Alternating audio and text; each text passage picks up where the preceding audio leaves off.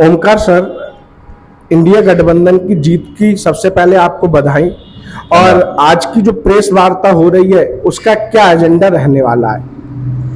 गठबंधन की जीत के लिए सभी पत्रकार बंधुओं को बहुत बहुत बधाई, आपको भी बधाई। हमारे अखिल भारतीय कांग्रेस कमेटी के महासचिव माननीय अविनाश पांडे जी द्वारा लखनऊ में एक बैठक ली गई थी। हमारे प्रदेश अध्यक्ष अजय राय जी भी उसमें मौजूद थे। उसमें तय किया गया कि हर विधानसभा में धन्यवाद यात्रा निकाली जाएगी, पदयात्रा निकाली जाएगी, धन्यवाद पदयात्रा हर विधानसभा में। तो बदायूं जनपद में भी 11 तारीख से शुरू होगी और 11 तारीख को ये पदयात्रा बदायूं विधानसभा के गांव औरंगाबाद माफी से ब्यौर तक करीब 3 किलोमीटर रहेगी। 12 तारीख को शेखुपुर विधानसभा में खिरिया बाकरपुर से रेवा से खिरिया बाकरपुर तक रहेगी 3 किलोमीटर। बृहस्पतिवार को बिसौली में दूनपुर से चलेगी और आसफपुर कॉलेज पर खत्म होगी। शुक्रवार को 2 विधानसभाएं होंगी, एक बिलसी में भूदेवी स्कूल से लेकर अंबियापुर चौराहे तक।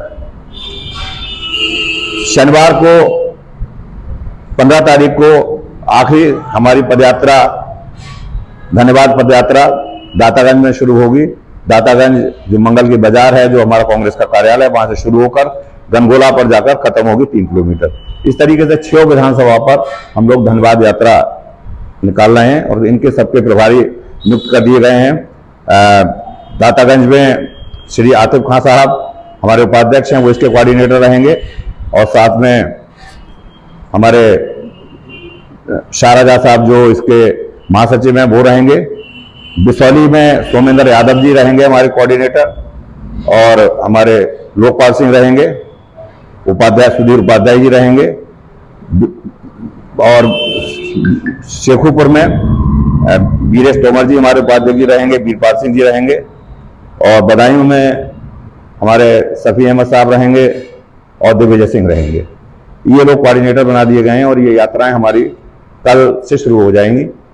और हम सभी जिन गठबंधन के कार्यकर्ताओं ने मेहनत से ये चुनाव हम लोगों को जिताया है, बदायूं लोकसभा का, आंवला लोकसभा का, हम दोनों लोकसभा के शेखुपुर, आंवला और चारों विधानसभाएं बदायूं लोकसभा की सबको आभार प्रकट करते हैं। उन्होंने गठबंधन को मजबूती से लड़ाया और मजबूती से हम लोग जीते।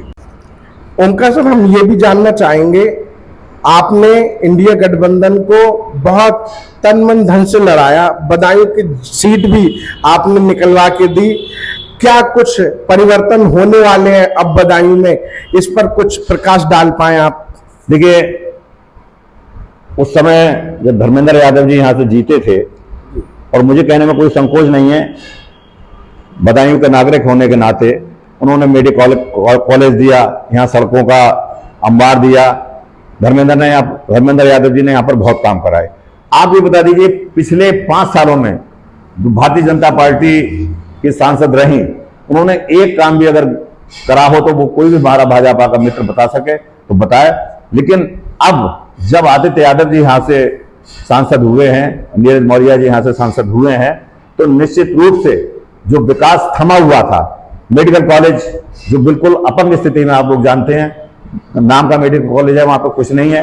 सबसे पहली प्राथमिकता मेरी तो ये होगी, मैं सांसद जी से कहूंगा कि इस मेडिकल कॉलेज को जल्दी से जितनी जल्दी हो सके, क्योंकि स्वास्थ्य और शिक्षा बहुत ज्यादा आवश्यक है हर मनुष्य के लिए, तो इस स्वास्थ्य मेडिकल कॉलेज के लिए सबसे प्राथमिकता के आधार पर इसको किया जाए कि इसको पुनर्जीवित किया जाए।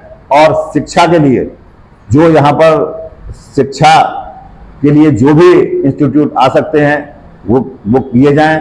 किसानों के लिए जो किसानों के ऊपर ऋण है या जिन पे कर्जा लदा हुआ है या जो अपने आर्थिक रूप से बहुत ज्यादा मजबूर हैं, उनकी मदद की जाए। युवाओं के लिए रोजगार दिलवाया जाए। यही हम लोग अपने सांसद जी से अनुरोध करेंगे और हमें विश्वास है कि सांसद जी इन प्राथमिकताओं को निश्चित रूप से पूरा करेंगे।